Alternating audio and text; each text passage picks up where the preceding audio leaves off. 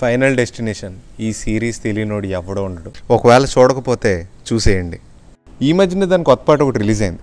మరి పదండి రివ్యూ చెప్పేసుకుందాం.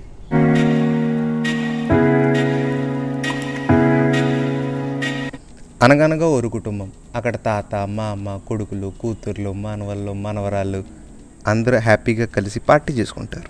వాళ్ళ సక్సెస్ స్టోరీస్ డిస్కస్ చేసుకుంటూ అందరితో సరదాగా మాట్లాడుకుంటూ హ్యాపీగా ఉండగా అప్పుడే కరెక్ట్గా మన విక్రమ్ కే కుమార్ సినిమాల్లో అలా ఇలా జరిగినట్టు మొత్తం అంతా పోతారు. ఎలా పోయారు అన్నదానికి మీరు సినిమా చూసి తెలుసుకోండి. ఈ సినిమాలో మనకి స్టోరీలు పూరీలు అక్కర్లేదు, కావాల్సినంత విధ్వంసం ఉంది.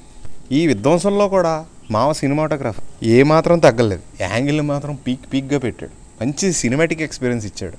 ప్రొడక్షన్ వాల్యూస్ గురించి మాట్లాడాలా, హాలీవుడ్ సినిమా గురించి పక్కన అక్కర్లా, బ్రహ్మాండంగా ఉన్నాయి.